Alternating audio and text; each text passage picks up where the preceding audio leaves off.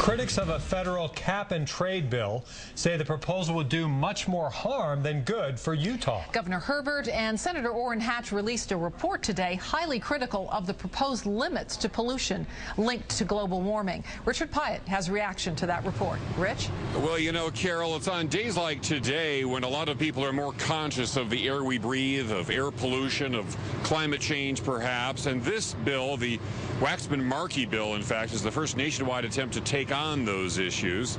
But in Utah, of course, there is fierce opposition to this cap-and-trade idea. As a matter of fact, there are some pretty powerful people who are dead set against it right now, and they're not afraid to speak up and let their voices be heard. This bill basically would limit carbon dioxide emissions, and it would target energy-intensive industries like refineries and power companies. Those companies would have to buy the right to expel CO2 beyond a set amount. Now, what that translates to, especially in coal and gas-rich Utah, is higher energy costs. At this meeting, a report claimed that $83 per household a year additional for people if the bill passes, plus 20 cents more per gallon of gas. It cites a United Nations report that says that the benefit, the air cleaning possibilities, would be just 0.2 of a degree over 100 years. Well, Senator Hatch and Governor Herbert are both saying that the cost outweighs the benefit of this bill. It is something that I've been very jaundiced-eyed about because I believe it raises costs with very little benefit of cleaning up the air.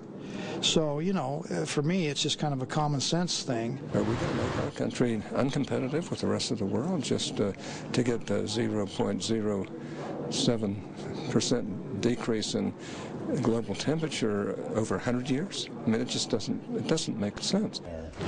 Well, the panel of this meeting was made up mostly of energy producers and no one in support of the cap-and-trade idea, which is also known as the Waxman-Markey bill.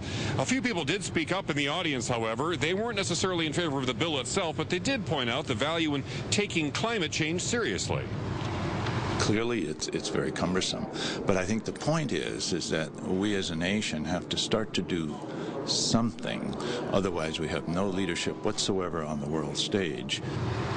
Well, Senator Hatch told us today that he thinks that the bill, the Waxman-Markey bill, will have a tough time in the U.S. Senate. They're expected to take it up after they go back into session within the next couple of weeks. And it did pass the House. However, there was fierce opposition to it, and there was some strong-arming going on. So it'll be interesting to see how this cap-and-trade bill moves forward, because certainly the idea is something that deserves to go forward. Back to you. Yeah, we'll see what happens in Washington. Thanks, Richard. Top penalty.